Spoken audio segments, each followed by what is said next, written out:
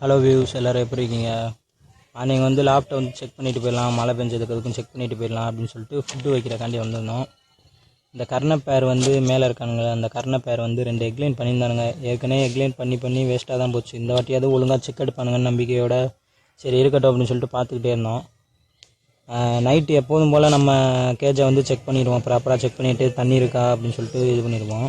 Food மட்டும் night வைக்க மாட்டோம், தண்ணி மட்டும் இருக்கான்னு செக் பண்ணிவிட்டு போகிறது தான்.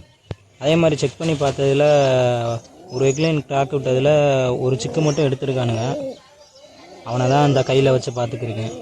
அவனுக்கு எதுவும் டேமேஜ் இருக்கா, பிறந்தவொன்னே ஏதாவது 1-2 அந்த ஓடு வந்து குத்திருக்கும், அதனால் டேமேஜ் இருக்கான்னு பார்த்தேன். நல்லா தான் இருக்கானுங்க, ஒன்றும் பிரச்சனை இல்லை. அதே மாதிரி இன்னொரு எக்லைன் பார்த்தீங்கன்னா 2 எக்லைனில் ஒரு சிக்கு தான் எடுத்துருக்கானுங்க. அப்புறம் இன்னொரு எக்லைனும் கிராக் விட்டுருந்துச்சு. சரி காலையில் எழுந்திரிச்சு பார்ப்போம் அப்படின்னு சொல்லி அதே மாதிரி மார்னிங் எப்போதும் போல் ஃபுட்டு வைக்கிறக்காண்டி வந்திருந்தோம் லேப்டாப்புக்கு. பார்த்ததில் இன்னொரு சிக்கும் எடுத்து பொரிச்சிட்டானுங்க. எனக்கு கொஞ்சம் சந்தோஷமாக தான் இருந்துச்சு. ஏன்னா இதுக்கு முன்னாடி நான் ஒரு 3 வாட்டி 4 வாட்டி எக்லைன் பண்ணி முட்டை ஃபுல்லாக வேஸ்ட்டாக போய் ஒரே ஒரு சிக்கு எடுத்தானுங்க லாஸ்ட்டாக பண்ணதில், இதுக்கப்புறம் பண்ணதில். சரி அது எதுவும் கொண்டுட்டானுங்க அதை நசுக்கியே.